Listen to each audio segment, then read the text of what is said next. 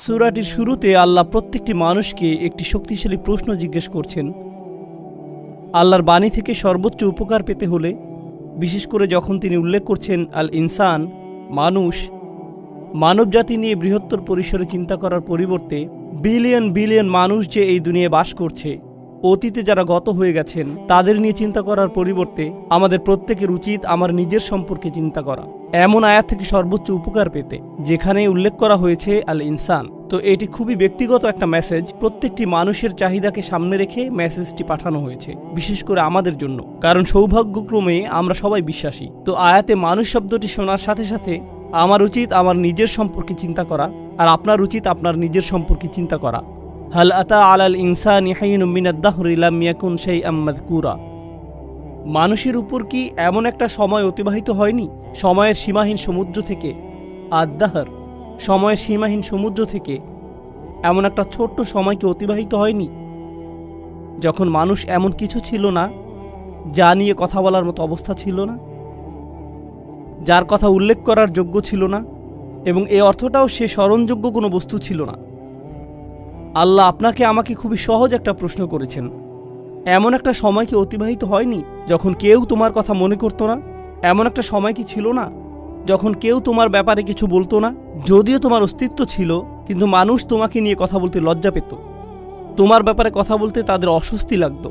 তৎক্ষণাৎ পরবর্তী আয়াতে তিনি বললেন, তিনি মানুষকে একটি তরল পদার্থ থেকে সৃষ্টি করেছেন, এক ফোঁটা পানি থেকে, নুতফা, যা মিশ্রিত, অর্থাৎ মিশ্রিত নারী এবং পুরুষের মাঝে। আল্লাহ এখন এমন কিছু নিয়ে কথা বলছেন, বীর্য নিয়ে, ডিম্ব নিয়ে, যা পরস্পর মিলিত হয় একজন নারীর গর্ভধারণ নিয়ে, যা নিয়ে কথা বলাটা অস্বস্তিকর এবং লজ্জাজনক।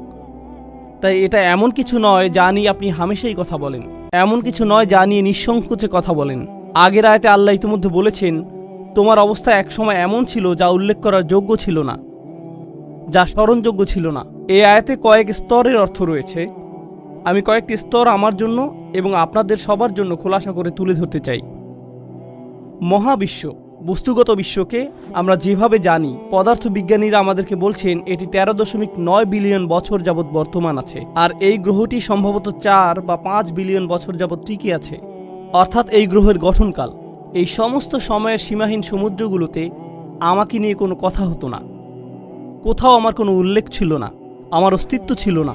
এমনকি যখন এই মহাবিশ্ব বাস্তবে এলো, সীমাহীন পরিমাণ সময় পার হওয়ার পর এই গ্রহে যখন মানবজাতির বসবাস শুরু হলো, মানব ইতিহাসের বৃহত্তর অংশটি ইতিমধ্যে পার হয়ে গেছে, আর সেই ইতিহাসের কেউই জানতো না আমি কে, আমার কথা কেউই কখনো মনে করেনি, আমার নাম কখনো উল্লেখ করা হয়নি। আপনি ইতিহাস সম্পর্কে অধ্যয়ন করতে পারেন, আর ওই মানুষগুলো প্রাসঙ্গিক, একমাত্র যার কোনো প্রাসঙ্গিকতা নেই সে হলো আপনি। আর ওই মানুষগুলো প্রাসঙ্গিক, একমাত্র যার কোনো প্রাসঙ্গিকতা নেই সে হলো আপনি, আমি। কিন্তু তাদের কাছে আমাদের অস্তিত্ব ছিল না। এই কথাগুলো মনে করিয়ে দিয়ে আল্লাহ বলছেন, অধিকাংশ সময় ইতিমধ্যে অতিক্রান্ত হয়ে গেছে যখন আপনি আর আমি সম্পূর্ণ অপ্রাসঙ্গিক ছিলাম, আমরা গল্পের অংশ ছিলাম না। আল্লাহ এই উপায়ে আমাদের মনে করিয়ে দিচ্ছেন, সামান্য যে কিছু সময়কাল আমরা বর্তমান থাকি, আমাদের মায়ের গর্ভ থেকে দুনিয়াতে আসার পর, বস্তুত আমার মা যখন আমাকে গর্ভে ধারণ করেছিলেন শুরুতে, তার কোনো ধারণাই ছিল না যে আমি তার পেটের ভেতর। মাররাত বিহি, সে বাচ্চাকে নিয়ে চলাফেরা করতে থাকলো, সে জানেও না। এরপর যখন সে তার শরীরে পরিবর্তন লক্ষ্য করতে শুরু করলো, তখন তারা উভয়ে আল্লাহর নিকট দোয়া করতে শুরু করলো, লা ইন আতাইতানা সলিহান, যদি আপনি আমাদেরকে সুসন্তান দান করেন। তারা এমনকি জানেও না এই সন্তানটা কে। এমনকি যখন তারা স্মরণে আনতো, আমার মা আমার সম্পর্কে ভাবতেন, যখন আমি তার পেটে ছিলাম উনি জানতেন না আমি কে, উনি আমাকে নিয়ে যথাযথভাবে ভাবতে পারতেন না। শুরুতে উনি জানতেন না আমি কি ছেলে নাকি মেয়ে, উনি জানতেন না আমি কোন ধরনের সন্তান হব, কি কি গুণাবলী থাকবে, উনি কিছুই জানতেন না। কিন্তু এমনকি এই দুনিয়াতে আমার আগমনের পরে, এই ধরায় আমার পদার্পণের পরেও একটি জিনিস আপনারা লক্ষ্য করবেন, মানবজাতির নকশা অনুসারেই মানুষের জন্য ব্যবহৃত একটা শব্দ হলো ইনসান, আর ইনসানের একটি উৎপত্তিগত শব্দ হলো উনস, আর উনস মানে ভালোবাসা এবং মায়া মমতা। মানুষ শুধু ভালোবাসা প্রদান করে না, তারা ভালোবাসা গ্রহণও করতে চায়, তারা মায়া মমতা পেতে চায়।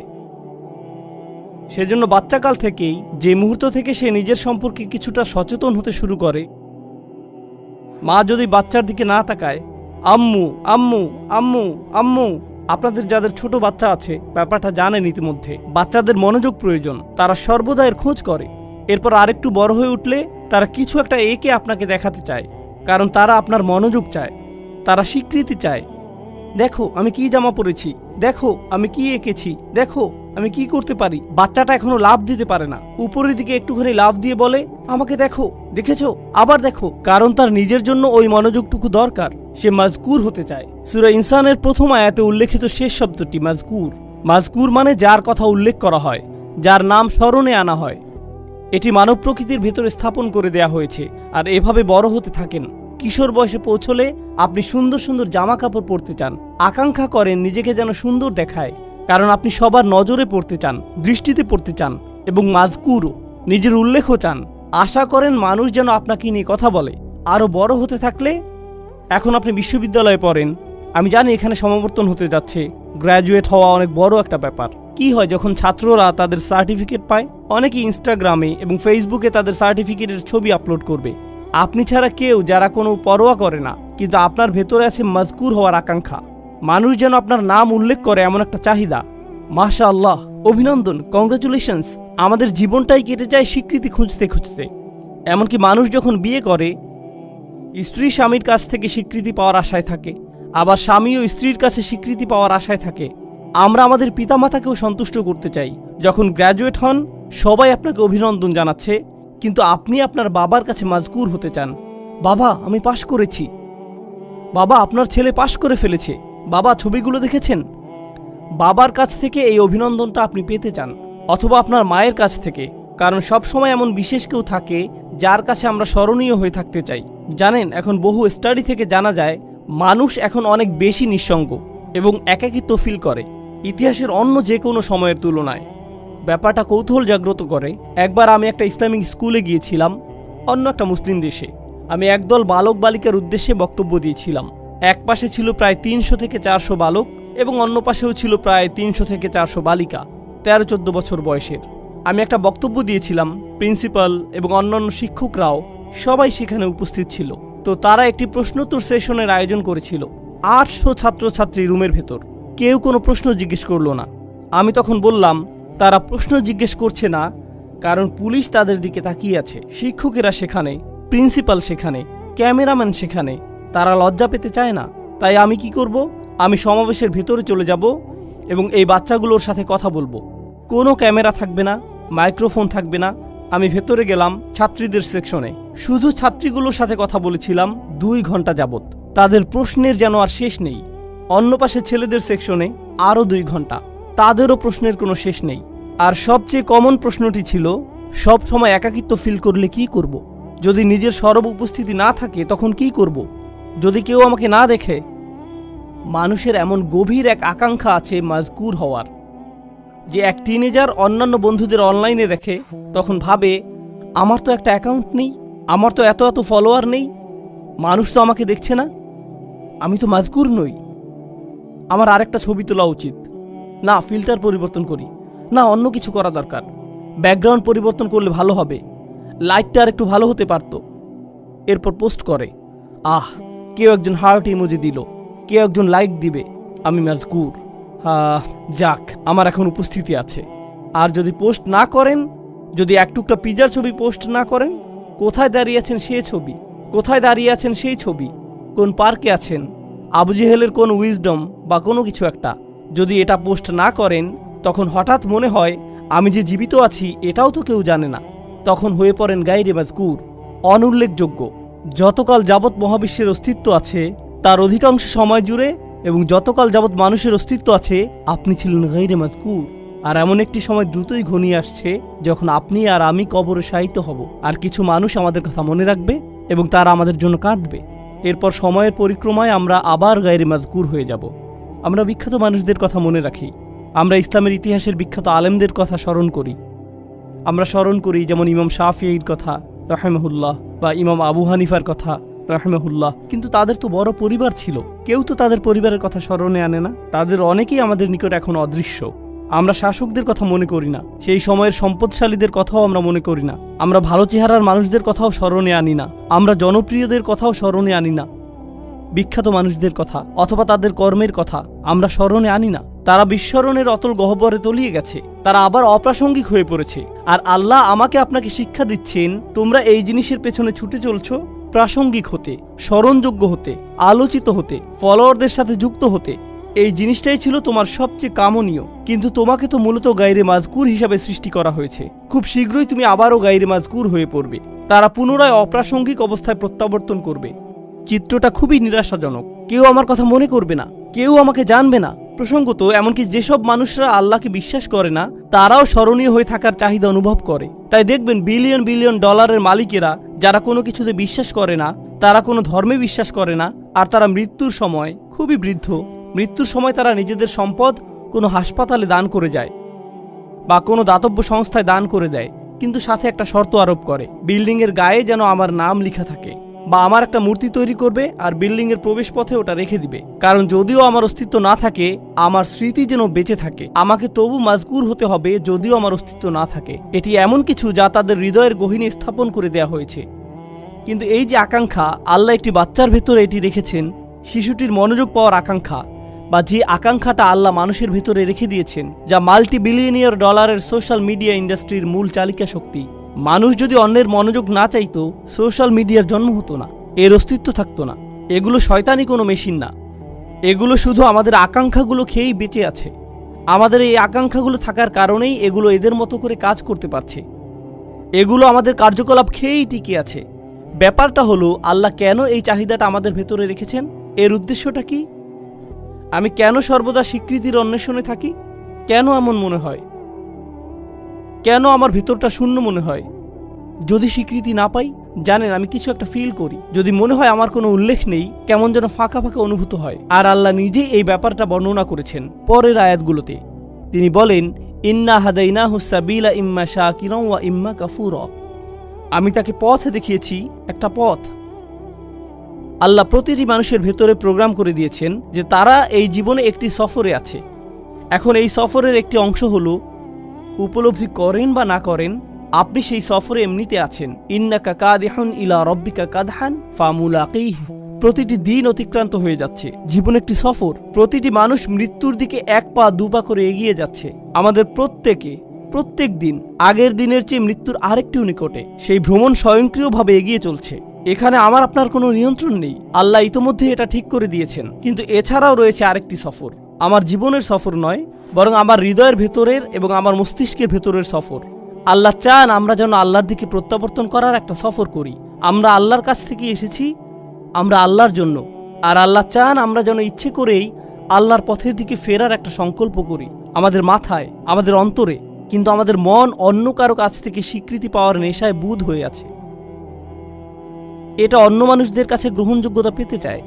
কিন্তু আল্লাহ চান আমাদের হৃদয় এবং মস্তিষ্ক যেন সবার আগে আল্লাহর কাছে স্বীকৃতি খোঁজে, আল্লাহর কাছে স্বীকৃতি খোঁজে। আমার রব কি আমার প্রতি খুশি? আমার রব কি আমার ভালো কাজটির দিকে তাকিয়ে খুশি হয়েছেন? আমার এই সেবা দেখে কি আমার রব খুশি হয়েছেন? আমি কি আমার জীবন এমনভাবে অতিবাহিত করেছি যে একদিন যখন এই ভ্রমণের সমাপ্তি হবে, তখন তার সাথে আমার সাক্ষাতের সুযোগ হবে? তিনি বলেন, ইম্মা শাকিরান। আল্লাহ মানুষকে এই সফরে এগিয়ে যাওয়ার সামর্থ্য দিয়ে সৃষ্টি করেছেন। আমি, আপনি, আমাদের প্রত্যেকের জন্য রয়েছে দুইটি পছন্দের বিষয়। হয় আমরা কৃতজ্ঞ অথবা আমরা চরম অকৃতজ্ঞ। ইম্মা শাকিরান ওয়া ইম্মা কাফুরা। চলুন সাধারণ ভাষায় কৃতজ্ঞতার অর্থ বোঝার চেষ্টা করি কিছুটা। যদি আমি আমার ছেলেকে একটি বাইসাইকেল কিনে দেই আর সে বলল, থ্যাংক ইউ, ধন্যবাদ বাবা, আমি তাকে বাইসাইকেল কিনে দিলাম, কিন্তু সে জীবনেও এটাতে চড়েনি। সে বাড়ির এক পাশে এটি ফেলে রাখলো, কাপড় দিয়ে মুড়িয়ে রাখলো। এখন ওই থ্যাংক ইউর কোনো অর্থ নেই। কেন? কারণ সে যদি সাইকেলটি প্রতিদিন চালাতো, পরিষ্কার করত, প্রতিদিনের যত্ন নিত, তখন আমি বলতাম আমার ছেলে সাইকেলের জন্য কৃতজ্ঞ। কিন্তু সে যদি কখনো এটি ব্যবহার না করে ফেলে রাখে, সে যতই সাইকেলের জন্য ধন্যবাদ দিক না কেন, এটা কোনো ব্যাপার না। সাইকেলটা যে পড়ে থেকে ধুলাবালি সংগ্রহ করছে, তাই তার কথাগুলো ফাঁকা বুলি ছাড়া আর কিছুই না। এর নাম কৃতজ্ঞতা নয়। সহজে বোঝা গেল তো? যখন আল্লাহ আমাকে হেদায়েত দিয়েছেন, আল্লাহ আমাকে এই জীবনের একটি লক্ষ্য দিয়েছেন, আর আল্লাহ বলছেন, তুমি কি এই হেদায়েতের জন্য কৃতজ্ঞ হবে? আমি কি সেই হেদায়েতের জন্য কৃতজ্ঞ হব নাকি হব না? তার মানে আল্লাহ আমাকে যা দিয়েছেন যদি আমি তা ব্যবহার না করি, যদি আমি তা জীবন চলার পথে কাজে না লাগাই, তখন আমি যত খুশি আলহামদুলিল্লাহ বলতে পারি, এটা অর্থহীন। আমি তো উপহারটি ব্যবহার করছি না, আমি কোনোভাবেই এটি কাজে লাগাচ্ছি না। এটাই হলো ইম্মা শাকিরান ওয়া ইম্মা কাফুরা। অসাধারণ সুন্দর একটা ব্যাপার আছে, যেদিকে আমি আলোচনার মোড় ঘুরিয়ে নিতে চাই। জানেন, এই একই সূরাতে, সূরাতুল ইনসানে পরের দিকে একেবারে সমাপ্তিতে আল্লাহ বর্ণনা করছেন, না বরং শেষের অংশে আল্লাহ জান্নাতি মানুষদের বর্ণনা দিয়েছেন। আল্লাহুম্মা আদখিলনা ফি জান্নাতিক। দোয়া করছি আল্লাহ যেন আমাদের তার জান্নাতে প্রবেশ করান। আমরা যখন আল্লাহর জান্নাতে প্রবেশ করব, পরিশেষে এমন একটা সময় আসবে, আল্লাহ যার বর্ণনা দিয়েছেন এভাবে, তার প্রতি বিশ্বাসীদের পোশাক পরানো হবে বিশেষ ধরনের, হুল্লু আসাউইরা মিন ফিদ্দাহ, তাই না? তিনি বলছেন, আলিয়াহুম সিয়াবু সুন্দুসিন খুদরুম ওয়া ইস্তাবরাক ওয়া হুল্লু আসাউইরা মিন ফিদ্দাহ। তাদেরকে বিভিন্ন ধরনের সিল্কের তৈরি পোশাক পরানো হচ্ছে, হাতে বিশেষ ধরনের ব্রেসলেট পরানো হচ্ছে। মনে করতে পারেন রোলেক্স ঘড়ির মতো কিছু, বিশেষ ব্র্যান্ডের ঘড়ি পরানো হচ্ছে, হাতে ব্রেসলেট পরানো হচ্ছে, সুন্দর জামা পরানো হচ্ছে। কেন তাদের স্পেশাল পোশাক পরানো হচ্ছে? ভালো পোশাক পরেন কারণ বিশেষ কোনো অনুষ্ঠানে যোগ দিতে যাচ্ছেন, তাই না? আপনি উত্তম পোশাক পরেন যখন বিশেষ কারোর সাথে সাক্ষাৎ করতে যান। ঠিক একই আয়াতের পরের অংশে তিনি বলেন, ওয়াসাকাহুম রব্বুহুম শারাবান তাহুরা। আর তাদের রব আল্লাহ তাদেরকে পবিত্র ড্রিঙ্কস পান করতে দিবেন। আপনারা সরাসরি আল্লাহর সাথে সাক্ষাৎ করতে যাচ্ছেন, আপনাকে বিশেষ পোশাক পরানো হচ্ছে জান্নাতে, কারণ আপনি আল্লাহর সাথে সাক্ষাৎ করতে যাচ্ছেন। এখন জান্নাতে যখন আল্লাহর সাথে আপনার সেই সাক্ষাৎটি হবে, আল্লাহ আমাদের সবাইকে তার সাথে সেই সাক্ষাৎটি করার সৌভাগ্য দান করুন। যখন সেই সাক্ষাৎটি হবে, তিনি আমাদের একটা ড্রিঙ্কস দিচ্ছেন, সুস্বাদু পানীয় দিচ্ছেন। আর যখন পবিত্র পানীয় আমাদের দিচ্ছেন, তিনি তখন আমাদের সাথে কথা বলছেন, ইন্না হাযা কানা লাকুম জাযাউন ওয়া কানা সাঈকুম মাশকুরা। এটি তোমাদের বেতন, এটি তোমাদের পুরস্কার, আর তোমাদের কর্মপ্রচেষ্টা ছিল প্রশংসাযোগ্য। তোমাদের চেষ্টাগুলো স্বীকার করে নেওয়া হলো। অর্থাৎ মানুষকে সৃষ্টি করা হয়েছে উল্লেখের অযোগ্য করে। মানুষ মরে যায়, এরপর অন্যরা হয়তো কিছুকাল তাদেরকে মনে রাখবে অথবা রাখবে না, কিন্তু আল্লাহ বলছেন, মহাবিশ্বের বয়সের চেয়েও বেশি সময় ধরে এবং যতকাল যাবৎ আকাশসমূহ এবং পৃথিবী বর্তমান আছে তার চেয়েও বেশি সময় ধরে আল্লাহ আমার চেষ্টাগুলোর কথা মনে রাখবেন। আল্লাহ তার স্বীকৃতি দিবেন। আল্লাহ বলবেন, তুমি উত্তম প্রচেষ্টা দেখিয়েছ, আর তার পুরস্কার তুমি এখন পাচ্ছ। আল্লাহ আমার স্বীকৃতি দেবেন, আমি তখন মাজকুর হয়ে যাব আল্লাহর নিকট। আল্লাহ নিজে আমার উল্লেখ করবেন। আমরা যে আল্লাহর জিকির করি, এটি একটি দিক। আর এই আয়াতে আল্লাহ আপনার জিকির করছেন, তিনি আপনার কথা উল্লেখ করছেন, তিনি আপনার প্রচেষ্টাগুলোর কথা মনে করছেন, তিনি আপনার চেষ্টাগুলোর স্বীকৃতি দিচ্ছেন। তো এখন আমি আমার চাহিদা সম্পর্কে শিখলাম যে এটা বৈধতা চায়, আমার স্বীকৃতি পাওয়ার চাহিদা, আমার উল্লেখ পাওয়ার আকাঙ্ক্ষা। আল্লাহ যে পিপাসা আমার ভিতরে স্থাপন করে দিয়েছেন, আর কোনো মানুষ সে তৃষ্ণা কখনো মেটাতে পারবে না। যখন অন্য কারো মনোযোগ চাইবেন বা অন্য কারো স্বীকৃতি চাইবেন, আপনি সর্বদা হতাশ হবেন। এরপর উপলব্ধি করবেন, যদি আপনি সত্যি কৃতজ্ঞ হন, যদি প্রকৃত শুকরগুজারি হন, তখন আপনি শুধু আল্লাহর কাছ থেকে স্বীকৃতি খুঁজবেন, শুধুই তার কাছে। এটাই আপনার জন্য যথেষ্ট। আর যখন তা যথেষ্ট হবে, জান্নাতে আল্লাহ বলবেন, এই যে তোমার স্বীকৃতি। এটা সেই একই সূরা। প্রসঙ্গত, যখন আমরা অন্যদের জন্য মঙ্গলজনক কিছু করব, ইউতঈমুনা তাআম, তারা অন্যদের আহার করায়, আল্লাহ বলেন, ইন্নামা নুতঈমু লিওয়াজহিল্লাহি লা নুরিদু মিনকুম জাযাআন ওয়ালা শাকুরা। এমনকি যখন আপনি অন্যদের জন্য ভালো কিছু করেন, আপনি তাদের নিকট প্রশংসা খোঁজেন না, আপনি থ্যাংক ইউ খোঁজেন না, আপনি তাদের কাছে স্বীকৃতি খোঁজেন না। এই কথা আপনি নিজেকে মনে করিয়ে দেন এবং তাদেরকেও। আমি আপনাদের কাছে কিছুই চাই না, আমি শুধু আল্লাহর সামনে কিছু নিয়ে দাঁড়াতে চাই। আমি শুধু চাই আল্লাহ দেখুক আমি কি করেছি। আমি শুধু চাই আল্লাহ যেন আমার এই কাজে খুশি হন। এটাই আমার সমস্ত চাওয়া। আর এই শিক্ষাটি আল্লাহ আমাদেরকে এই সুন্দর সূরার একেবারে কেন্দ্রে প্রদান করেছেন, স্মরণীয় হওয়ার প্রশ্নের মাধ্যমে। আমাদের তাদের অন্তর্ভুক্ত হওয়া যারা আল্লাহর প্রতি কৃতজ্ঞ, আল্লাহর প্রতি কৃতজ্ঞতার জিন্দেগি যাপন করা। একদিন এমন বিষয়ে পরিগণিত হবে, আমাদের তাদের অন্তর্ভুক্ত হওয়া যারা আল্লাহর প্রতি কৃতজ্ঞ, আল্লাহর প্রতি কৃতজ্ঞতার জিন্দেগি যাপন করা একদিন এমন বিষয়ে পরিগণিত হবে যখন আল্লাহ আমাদেরকে স্বীকৃতি দেবেন। ঠিক এই ভ্রমণটি এখানে ঘটেছে। এই সূরার একেবারে শুরুতে আপনারা দেখবেন আল্লাহ উল্লেখ করছেন, আমরা আমাদের মায়ের গর্ভে ছিলাম। আর মায়ের পেটকে বলা হয় রাহাম, গর্ভকে বলা হয় রাহাম। আর সূরার সমাপ্তিতে আল্লাহ বলেন, ইদখিলু মাইয়াশাউ ফি রাহমাতিহি। তো তিনি আশারা ইলা রহমা ফিল বিদায়া, তিনি রহমের দিকে ইঙ্গিত করলেন সূরার সূচনাতে। আর উপসংহারে তিনি বললেন তিনি যাকে চান তার রহমতে প্রবেশ করান, অর্থাৎ তার জান্নাতে। ঠিক যেভাবে আপনার প্রতিটি চাহিদা পূরণ করা হচ্ছিল আপনার মায়ের রাহমের ভিতরে, সেটা ছিল রাহমের প্রথম এপিসোড। আর রাহমের শেষ এপিসোড আমার আপনার জন্য অপেক্ষা করছে, আর তা হলো আল্লাহর রাহমা আসলে, আর তা হলো জান্নাতে প্রবেশ। আল্লাহ আমাদের সবাইকে তার জান্নাত প্রদান করুন। আপনাদের অনেকেই গ্র্যাজুয়েট হচ্ছেন বা গ্র্যাজুয়েট হয়ে গেছেন, পেছনে বহু স্মৃতি রেখে যাচ্ছেন, চমৎকার সব স্মৃতি, বন্ধুত্বের, শিক্ষার, অভিজ্ঞতার। এই ভার্সিটিতে, এই স্থানে, এই ধরনের স্থানগুলো একসময় নিজের কাছে নিজের বাড়ির মতো মনে হয়, আমার অবিচ্ছেদ্য অংশে পরিণত হয়। এরপর কয়েক বছর পার হওয়ার পরে আপনার তখন চাকরি থাকবে, বিয়ে করবেন, ব্যস্ত হয়ে পড়বেন, আরও কত কিছুতে। হঠাৎ একদিন সিদ্ধান্ত নিলেন নিজ ভার্সিটিতে বেড়াতে আসবেন, ঠিক শুধু অতীত স্মৃতিগুলো মনে করতে। আবার ভার্সিটিতে ঘুরতে এলেন, তখন লক্ষ্য করেছেন দেয়ালগুলো আগের মতোই আছে, রাইট? রেস্টুরেন্টটাও আগের মতোই, বন্ধুদের সাথে যে জায়গাগুলোতে আড্ডা দিতেন তাও আগের মতোই আছে, অজুর জায়গাটাও একটুও বদলায়নি। কিন্তু আশেপাশের সবগুলো মুখ অপরিচিত, কেউ আপনাকে চেনে না। সবকিছুই আগের মতো সুন্দর, কিন্তু আমার জন্য নয়, এখন এগুলো অন্যদের জন্য। আপনাকে সম্পূর্ণরূপে সরিয়ে ফেলা হয়েছে, আপনি আর এখানে মাযকুর নন। এমনকি এই ধারণা, যা আর কখনো ফিরে পাই না। শিক্ষকের হয়তো আপনার কথা স্মরণে আনতে বহু কষ্ট হয়, তাকিয়ে বলে তুমি আমার ক্লাসে ছিলে, রাইট? আমি ভেবেছিলাম আমি আপনার সেরা ছাত্র। না, আমার এরকম বহু সেরা ছাত্র আছে, তুমি অতটা সেরা নও। আপনার নাম এভাবে মানুষ ভুলে যাবে। তাই আমাকে আপনাকে একটা সিদ্ধান্ত নিতে হবে। ভার্সিটি ছেড়ে যাওয়ার এই ক্ষণে, গ্র্যাজুয়েট হওয়ার এই মুহূর্তে তোমরা হয়তো চাকরি নিয়ে ভাবছো, একটি ক্যারিয়ার নিয়ে ভাবছো, তোমার জীবনের পরবর্তী চ্যাপ্টার নিয়ে ভাবছো। জীবনের এরকম প্রতিটি চ্যাপ্টারের একটা টাইটেল থাকতে হবে। আল্লাহ কিভাবে আমার জীবনের এই চ্যাপ্টারের কথা মনে রাখবেন?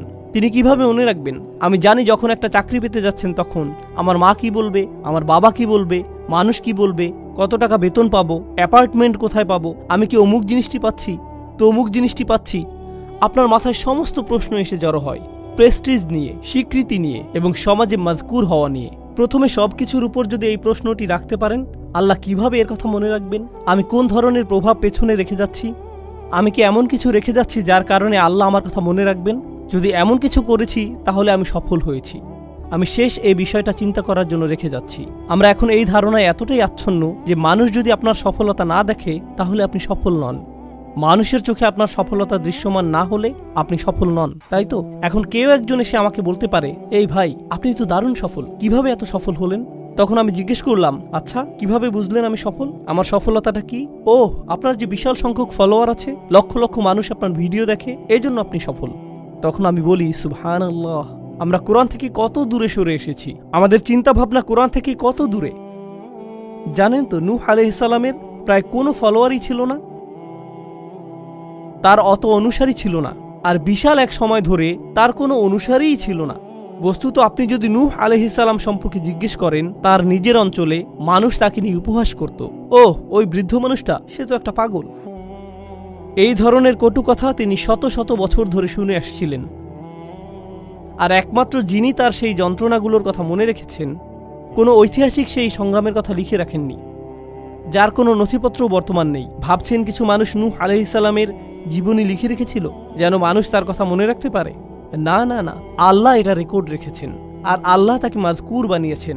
ইব্রাহিম আলাইহিস সালাম মক্কার মরুভূমিতে একা একা দোয়া করছিলেন, ও আল্লাহ, এই ঘরটিকে একটা শান্তিপূর্ণ স্থানে পরিণত করুন এবং মানুষের অন্তরে ভালোবাসা তৈরি করে দিন এই ঘরের প্রতি।